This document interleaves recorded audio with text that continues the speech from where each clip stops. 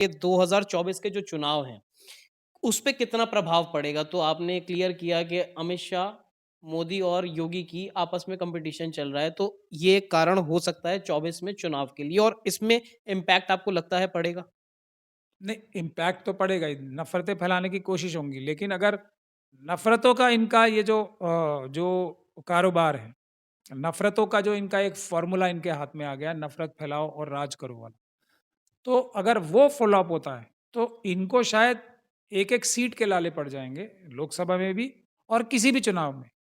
उसके बाद सिर्फ़ एक ही हथियार है इनके पास, ईवीएम, जिसके ज़रिए ये काफ़ी बड़ी संख्या में वोटों की हेरा-फेरी करते हैं।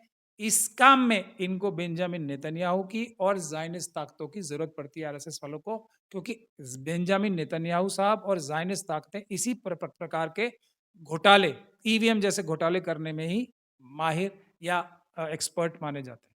तो सर इसमें अभी हाल-फिलहाल कुछ समय पुरानी अगर बात की जाए तो संविधान की तमाम लोग बात कर रहे हैं। मिशन एक आप भी चला रहे हैं मिशन सेफ कॉन्स्टिट्यूशन लेकिन पॉलिटिकल पार्टीज़ को इतना एक्टिवली बात करते हुए नहीं देखा जा रहा था। तमाम रैलियाँ हो रही हैं, सम्मेलन हो रहे हैं कि संविधान बचाओ।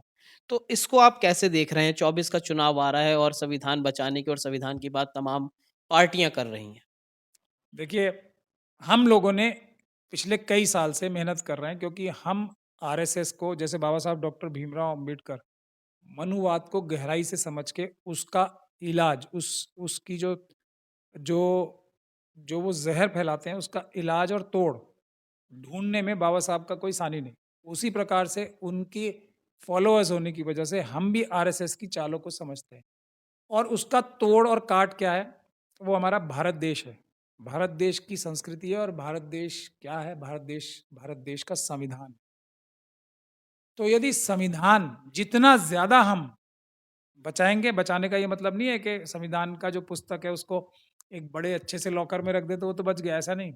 संविधान को बचाने का मतलब है कि हर आम इंसान को संविधान की जो प्रावधान है उससे फ़ायदा पहुँचे, उसकी ज़िंदगी को खुशहाल बनाने में मदद मिले और हर इंसान खुशहाल हो सके। इसीलिए हमारा नारा भी क्या है? घर-घर संविधान, संविधान से हर समाधान।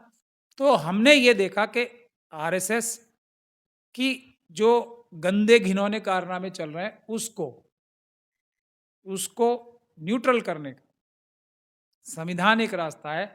जो संविधान पे अमल कराएँगे, संविधान को बचाएँगे, तो सभी लोगों की, एक आम नागरिक की जो ईमानदारी से ज़िंदगी जीना चाहता है, उसको ईमानदारी की तरीके से खुशहाल ज़िंदगी देने का सबसे अच्छा रास्ता संविधान है। तो हमने अगर संविधान को बचा लिया, यानी कि बचाने से मतलब आम आदमी की ज़िंदगी में संविधान का प्रयोग उसे करना सिखा दिया कि इस प्रकार से संविधान का प्रयोग करके मैं अपनी ज़िंदगी खुशहाल बना सकता हूँ, देश को मज़बूत बना सकता हूँ, समाज को मज़बूत बना सकता हूँ, समाज में भाईचारा ला सकता हूँ, जो कि प्रिएम्बल है संविधान का, फ्रेटर्निटी। तो ये अगर हमने हमने एक फ़ॉर्मूला चुन लिया और उसके ऊपर हमने बहुत कई सालों से हम लगातार मेहनत कर रहे हैं, और मुझे बहुत खुशी है कि हम लोगों की मेहनत रंग लाई और अब सब लोगों ने इस बात को रियलाइज़ किया है कि देश की सारी समस्याएँ हल हो जाएँगी। हर व्यक्ति खुशहाल हो जाएगा, जो ईमानदार व्यक्ति। बेईमान की तो खुशी का कोई अंत ही नहीं होता ना, जैसे अडानी जी को चाहे आप दुनिया का सबसे रईस आदमी बनवा दो, लेकिन वो खुश नहीं होंगे, वो और लालच, लालच, लालच बनेंगे। लेकिन एक ईमानदार, शरीफ आदमी खुशहाल संविधान के ज़रिए हो सकता है, और जो बेईमान और जो गंदे घिनौने कारनामे करने वाले हैं, वो संविधान से जेलों में जा सकते हैं। तो इसीलिए हम लोग सब मिलके पूरी ताकत लगाएँ, कोई और बात ही ना करें। संविधान को बचाएँ, यानी कि संविधान पे अमल करवाएँ सभी लोगों से। तो ये सॉल्यूशन है, जो सब सॉल्यूशन ने अब हर एक पॉलिटिकल पार्टी रियलाइज़ कर रही है, और यहाँ तक कि भारतीय जनता पार्टी को भी मजबूरी में, मोदी जी को भी और दूसरे लोगों को संविधान दिवस भी अब धूम-धाम से मनाने की ज़रूरत पड़ रही है।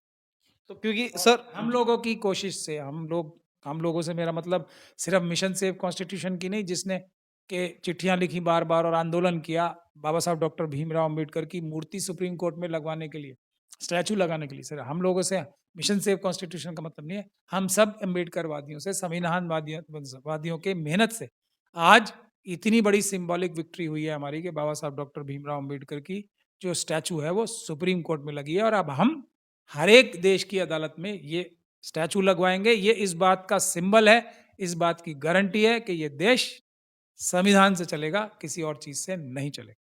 ये एक बड़ी एक तरह से कह सकते हैं कामयाबी भी उपलब्ध हुई है अम्बेडकराइट्स को क्योंकि जो सुप्रीम कोर्ट है सर्वोच्च न्यायालय है देश का उसमें बाबा भीमराव अम्बेडकर की एक बड़ी जो है मूर्ति लगाई गई है। तमाम सर